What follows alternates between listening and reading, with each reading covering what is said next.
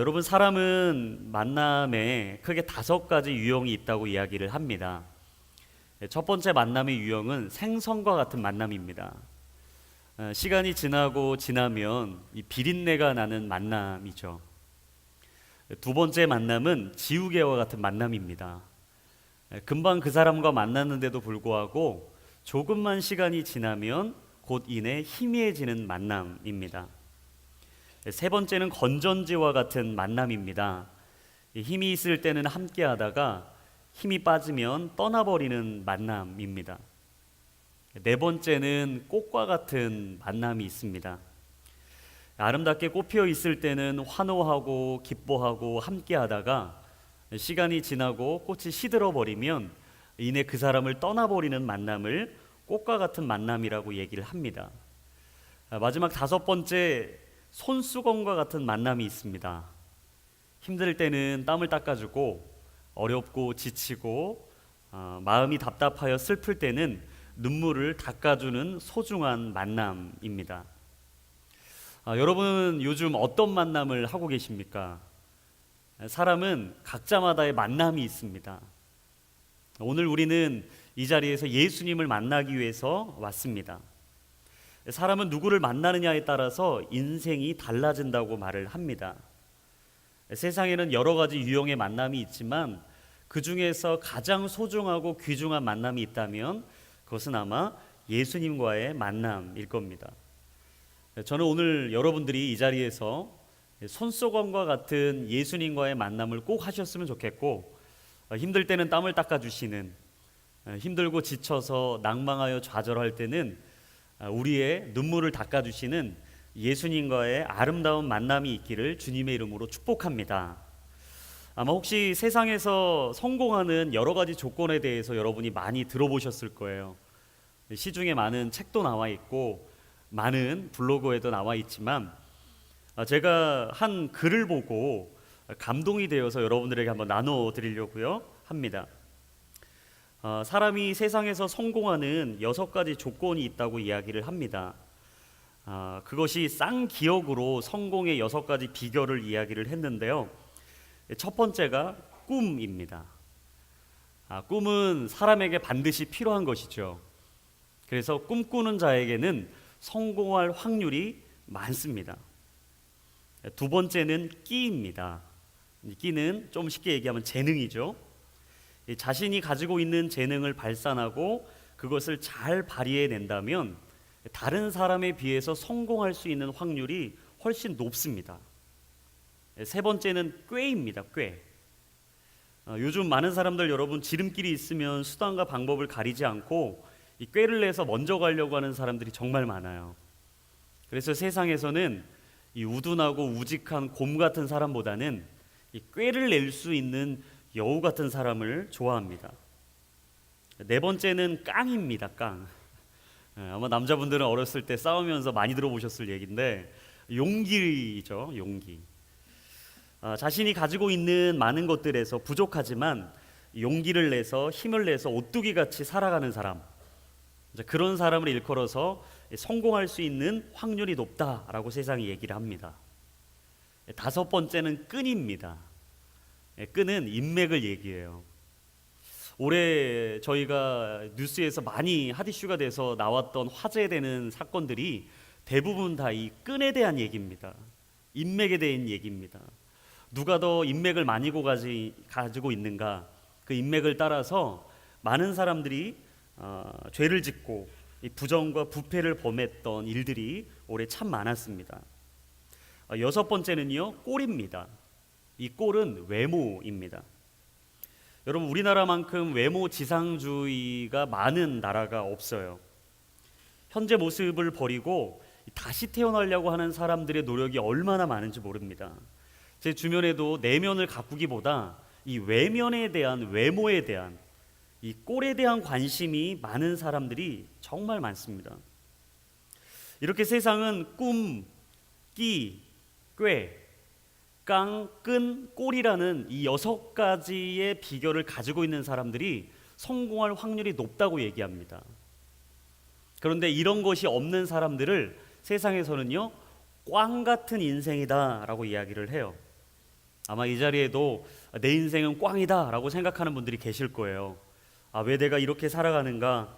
왜 나는 다른 사람들처럼 멋지게 살아갈 수 없을까? 라고 생각하는 분들.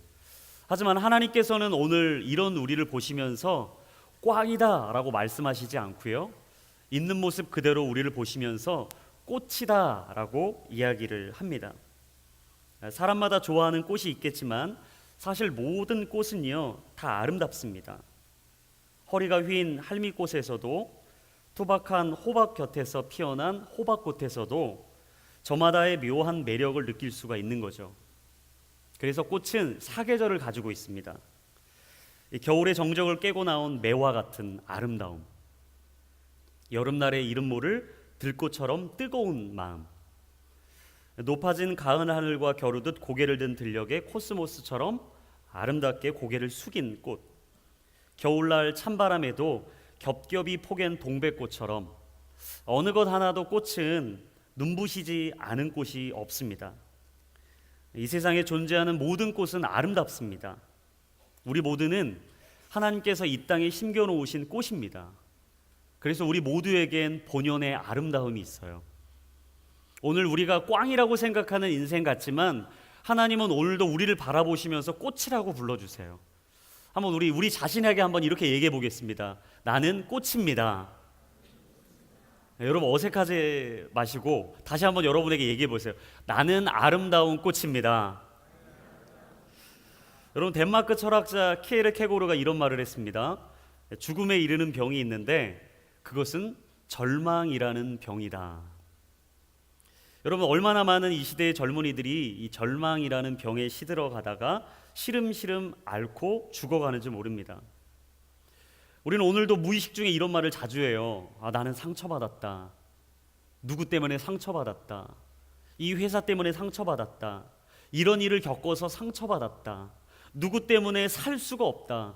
직장 때문에, 친구 때문에, 내 옆에 있는 동료들 때문에 나는 꽝 같은 인생을 살고 있다라고 얘기를 합니다. 근데 여러분 그거 아십니까? 상처 없이 살아가는 사람은 이 세상에 어느 누구도 없다는 사실입니다. 상처는 절대 흉이 아닙니다. 상처는요 별이 될 수 있습니다. 상처는 흉이 아니라 별이 될 수 있다는 것을 여러분은 꼭 기억하셔야 합니다.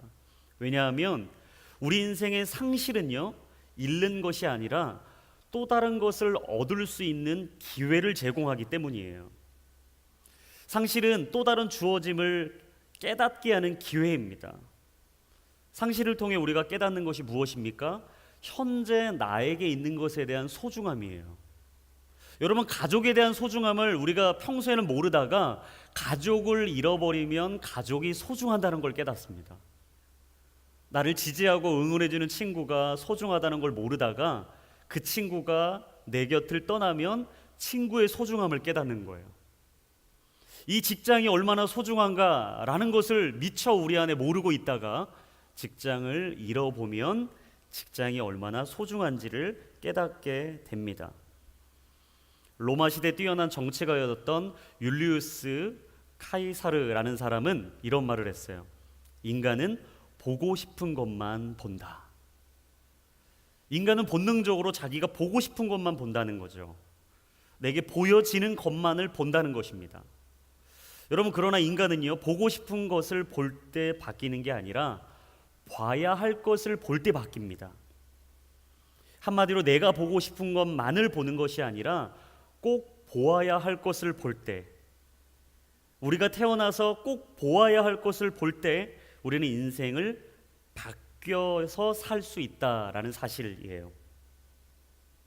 우리가 오늘 함께 읽었던 요한복음 3장 16절과 17절의 말씀은요 예수님께서 니고데모라는 사람과 나누시면서 나왔던 대화 내용입니다. 니고데모는 자신이 보고 싶은 것만을 보면서 살았던 사람입니다.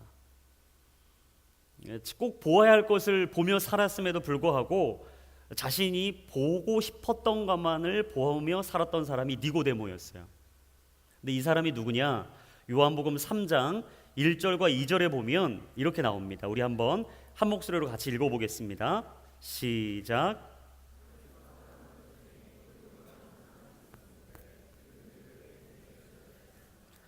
그가 밤에 예수를 찾아와 물었습니다. 라삐어, 우리는 당신이 하나님께로부터 오신 선생님인 것을 알고 있습니다. 하나님께서 함께 하시지 않는다면 선생님이 행하신 그런 표적들을 아무도 행할 수 없기 때문입니다. 니고데모가 누구냐면 이 시대의 계급론으로 따져보면 금수저로 태어난 사람이었습니다. 그는 당대에 잘 나가는 집안에서 태어난 바리새인이었고요. 배움의 길이와 깊이로 따지면 모든 유대인들을 가르칠 수 있는 지도자였습니다. 그는 부러울 게 없었습니다. 잘 나가는 사람이었습니다. 그런데 그의 안에 이 세상의 부귀와 명예와 권력과 힘으로도 채워지지 않는 영적인 빈 공간이 있었습니다. 그가 너무나 답답하고 힘들어 지쳐 있을 때 어느 날 밤에 예수님을 찾아갔다고 얘기를 해요. 여러분, 친한 사람이 아니라 낯선 사람을 만나실 때 여러분은 밤에 낯선 사람을 만나십니까? 낮에 낯선 사람을 만나십니까? 낮에 낯선 사람을 만나죠. 근데 오늘 니고데모가 밤에 예수님을 찾아갔다는 것은요, 그는 날마다 사람을 의식하며 살았다는 사람이에요. 자신 안에 있는 꽃, 아름다운 꽃을 바라고 그 꽃을 향하여 향기를 뿜는 인생이 아니라 늘 언제나 다른 사람이 내게 꽝이라고 얘기하진 않을까라는 사람을 의식하며 살았던 사람이 바로 니고데모였습니다. 여러분, 우리도 그렇습니다. 본연의 아름다운 개성이 있어요. 그 꽃만의 향기가 있습니다. 그리고 때에 맞게 피어나는 꽃의 타이밍이 있어요. 근데 우리는 언제나 우리 주변의 사람을 의식합니다. 나만의 가지고 있는 개성을 가지고 살면 되는데도 수없이 많은 사람들의 시선을 의식하고 피곤해하며 지쳐하고 스트레스 받아 하면서 오늘도 두어 개의 무거운 짐을 얹고 살아가요. 근데 그런 니고데모가 예수님께 오늘 말하는 거예요. 예수님, 저는 예수님이 하나님께로부터 오신 분이라는 것을 믿습니다. 왜냐하면 당신이 그동안 행하며 살아온 걸 보니까 하나님이 보내시지 않으면 절대 그렇게 살 수 없는 사람이기 때문입니다 라고 말합니다. 니고데모가 보기에도 예수님은 달랐던 거예요. 니고데모가 보기에도 예수님은 꽝 같은 분이 아니라 꽃 같은 분이었던 거죠. 그래서 한낱 평범한 인간처럼 보였던 게 아니라 뭔가 다르게 보였던 분, 바로 그분이 예수님이었어요. 여러분, 대부분 사람들은 자신이 보고 싶은 것만 보는데 예수님은 봐야 할 걸 보셨던 거죠. 사람들을 만나면 대부분의 사람이 절망을 말하지만 예수님은 사람을 만날 때마다 희망을 말씀하셨습니다. 소망을 말씀하셨어요. 그 가운데 빛을 말씀하셨어요. 그리고 꿈을 말씀하셨던 거죠. 니고데모에게는 거룩한 충격이 왔어요. 여러분, 사람이 충격을 받을 때 이 새로운 세계에 대한 눈이 띄어진다고 얘기를 합니다. 그리스인 조르바의 작가인 니코스 카잔차키스는요, 현실은 바꿀 수 없다. 그러나 현실을 보는 눈은 바꿀 수 있다라고 말했어요. 그렇습니다, 여러분. 오늘 우리가 우리 현실을 바꿀 수는 없어요. 우리가 당장 놓여진 상황과 환경은 뒤바꿀 수 없습니다. 하지만 오늘 우리가 이 순간 할 수 있는 것이 딱 하나 있어요. 그건 현실을 보는 눈을 바꾸는 거예요. 만약 우리 인생을 보면서 우리가 그동안 나는 끝이다, 나는 절망이다, 나는 절대 안 된다, 이건 불가능이다, 나는 꽝 같은 인생이다 라고 계속해서 우리 입술에 부정적인 얘기를 쏟아냈다면 여러분, 우리는 절대 기적을 볼 수 없습니다. 하지만 현실을 바라보는 관점을 바꿔서 새롭게 이야기를 하기 시작한다면 우리 인생에 기적은 일어나는 거예요. 그걸 흔히 우리가 뭐라고 얘기하냐면 믿음이라고 얘기합니다. 이 믿음의 창문이 열렸던 니고데모가 예수님께 요한복음 3장 3절에 또 한번 이렇게 얘기를 하는 거예요. 예수님께서 니고데모에게 하신 말씀 한번 같이 읽어볼까요? 요한복음 3장 3절입니다. 시작. 예수께서 그에게 이렇게 말씀하셨습니다. 내가 진실로 진실로 내게 말한다. 누구든지 다시 태어나지 않으면 하나님 나라를 볼 수 없다. 여러분, 하나님의 나라, 천국, 그 하나님의 나라와 천국이 믿어지기 위해서는 오늘 성경이 얘기합니다. 다시 태어나야 된다. 여러분, 어떻게 우리가 다시 태어날 수가 있겠어요? 여러분, 우리는 각자마다 지난 시간에 어머니 모태로부터 태어난 시간이 있습니다. 때가 있습니다. 우리는 결코 다시 태어날 수 없어요. 그렇다면 다시 태어난다는 것이 어떤 의미일까? 현실을 바라보는 눈이 바뀐다는 거예요. 예수님이라는 존재가 믿겨지지 않았는데 예수님이라는 분이 믿겨지기 시작한다는 거죠. 여러분, 우리는 보고 싶은 것만을 보는 수준을 넘어서야 합니다. 날마다 우리 삶이 새로워질 수 있는 비결은 딱 하나입니다. 세상을 바라보는 눈이 달라질 때예요. 그래서 여러분의 어제의 시간을 빨리 지나보내셔야 됩니다. 여러분의 과거와 빨리 결별을 하셔야 돼요. 어제의 나를 빨리 풀어주셔야 오늘의 내가 준비되고 미래의 내가 만들어져 가는 것입니다. 내가 나를 낯설게 만들 때 그 순간 매일의 삶은 기적이 되는 거죠. 어제와 다른 오늘을 만나는 것, 그것은 기적입니다. 어제와 다른 오늘을 만나는 것, 그것 자체는 우리 인생의 심장을 뛰게 하는 아름다운 것이죠. 여러분, 예수님은요, 우리와 동일하게 상처를 많이 받으셨던 분이에요. 믿었던 제자들에게도 배신을 당했고, 그렇게 사랑받던 가족에게도 버림을 받았고, 그렇게 우직하고 묵직하게 사셨음에도 불구하고 많은 사람들에게 이해 없는 오해를 받으셨던 분이 바로 예수님입니다. 하지만 중요한 것은 예수님은요, 상처에 몰두하지 않으셨어요. 상처에만 집중하지 않으셨습니다. 꽝 같은 내 인생을 바라보며 한없이 불가능을 얘기하신 게 아니라 그는 꽃과 같은 자신의 인생을 바라보시며 새롭게 만들어져 갈 자신의 인생을 바라보셨어요. 그래서 영성학자인 헨리 나우엔이 예수님을 이렇게 표현했습니다. 예수님은 상처 입은 치유자였다. 여러분들도 아시겠지만 상처 받아본 사람이 상처받은 사람을 잘 위로합니다. 아파본 사람이 아픈 사람을 잘 위로해요. 힘든 사람이 힘든 사람을 잘 위로하게 되어 있습니다. 예수님이 그런 분이셨어요. 우리가 느끼고 있었던 절망과 고통과 아픔과 슬픔과 낙심, 그리고 끝없는 자포자기 속에서 찾아오는 우울감, 내 인생을 포기하고 싶은 끝없는 좌계감을, 우리의 마음을 예수님은 가장 잘 알고 계시다는 사실이에요. 많은 사람들이 고통 때문에 힘든 것이 아니라 사실 위로가 부족해서 힘들어한다고 이야기합니다. 그렇습니다. 찰리 채플린이 말한 것처럼 인생은 멀리서 보면 희극이지만 오늘 그 사람의 인생에 조금만 다가가서 가까이 보면 모든 인생은 다 비극 같은 인생일 때가 많아요. 무슨 말입니까?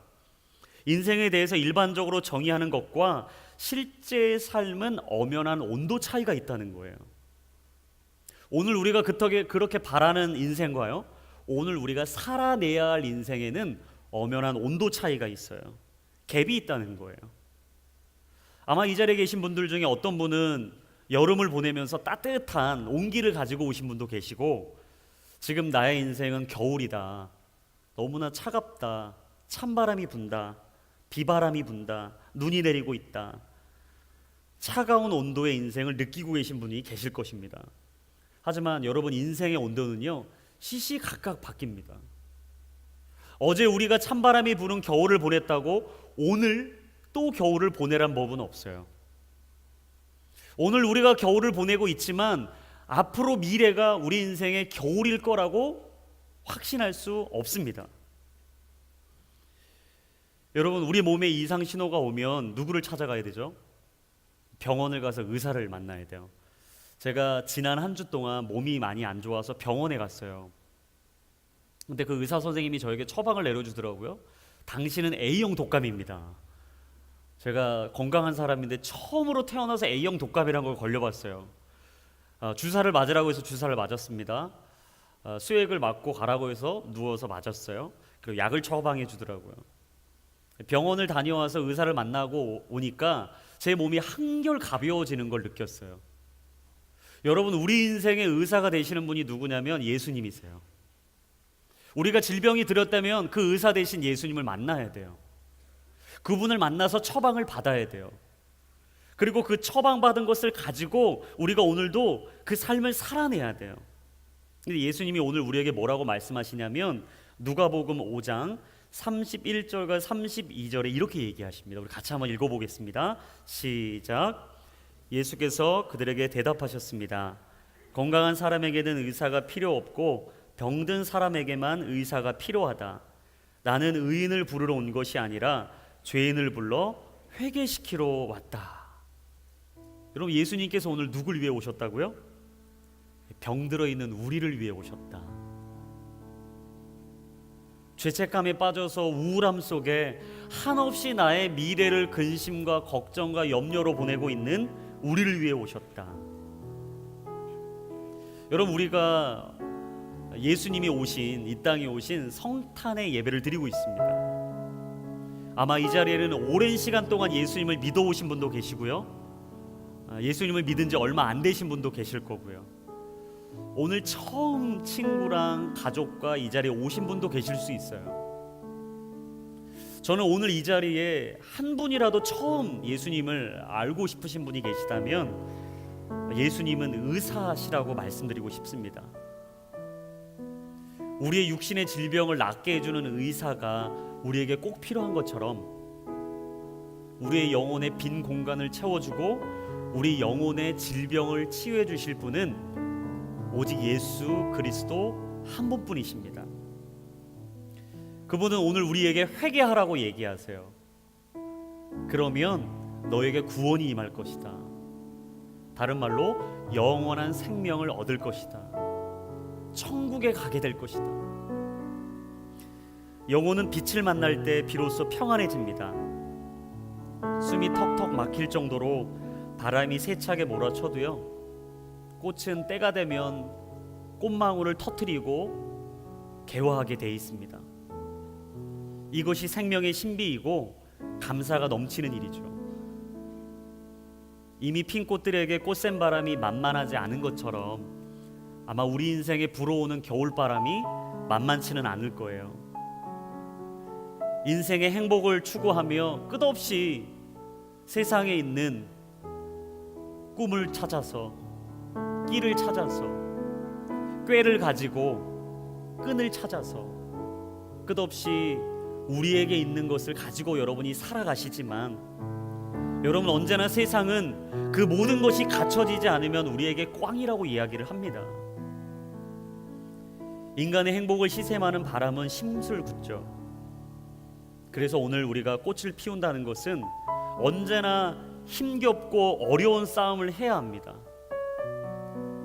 하지만 꽃샘 바람에 시달려 성급함에 절망하면 여러분, 우리는 더 이상 꿈을 꿀 수 없어요. 꽃이 되지 못해요. 혹시 여러분의 인생에 변덕스러운 바람이 불어와도 여러분, 저는 포기하지 말라고 얘기 드리고 싶습니다. 왜냐하면 시간이 지나고 따스한 바람이 불어 때가 되면 모든 꽃은 다 찬란한 향연을 이루기 때문이에요. 여러분, 오늘 처음 설교할 때 제가 드렸던 말씀 기억하세요? 여러분은 모두가 다 아름다운 꽃이십니다.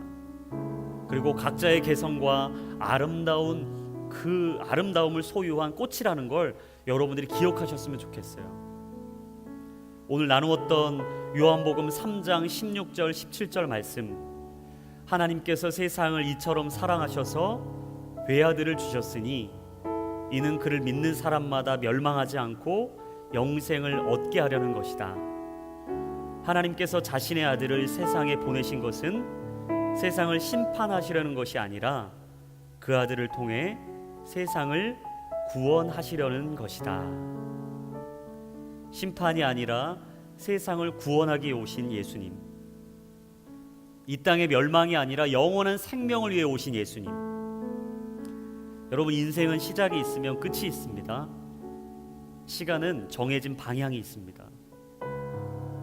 흘러가는 강물을 되돌릴 수 없는 것처럼 우리 인생의 시간이 흘러갈 때 우리는 결코 그 시간을 되돌릴 수 없습니다. 오늘도 그 시간은 흘러가고 있습니다. 우리는 그 시간 안에 살아갑니다. 반드시 그 시간은 끝날 때가 옵니다. 우리의 젊음도 시들어갈 때가 올 겁니다. 그때 우리의 인생을 치유하시고 내 인생을 건강하게 해주실 의사를 만나야 됩니다. 그분이 예수님입니다. 그분은 과거와 현재와 미래를 넘어서 우리의 삶을 완전하게 하실 분이십니다. 우리가 어디서 와서 무엇을 하다 어디로 갈 것인지, 우리 인생에 끝없는 이 질문이 찾아올 때 그 답을 주실 수 있는 예수님께 나아오셔서 그 주님을 만나십시오. 그때 주님이 우리 인생에 처방전을 주실 것입니다. 나는 너를 위해 이 땅에 온 예수 그리스도이다. 그분을 믿기로 결단하는 용기가 있을 때 예수님은 여러분을 만나 주실 것이고요. 아름다운 꽃이 되어 꽃망울을 터뜨리는 생명의 신비를 경험하는 바로 그때 우리는 그 예수님을 내 인생의 주인으로 모시고 아름다운 꽃이라는 것을 기억하며 한평생 살아가게 될 겁니다. 오늘 성탄 예배를 맞이해서 아기 예수가 오심을 여러분의 마음에 다시 한번 새기시고 그 예수님을 꼭 여러분의 인생에 초대하셔서 그 예수님과 함께 아름다운 꽃과 같은 인생을 사실 수 있기를 예수님의 이름으로 축복합니다.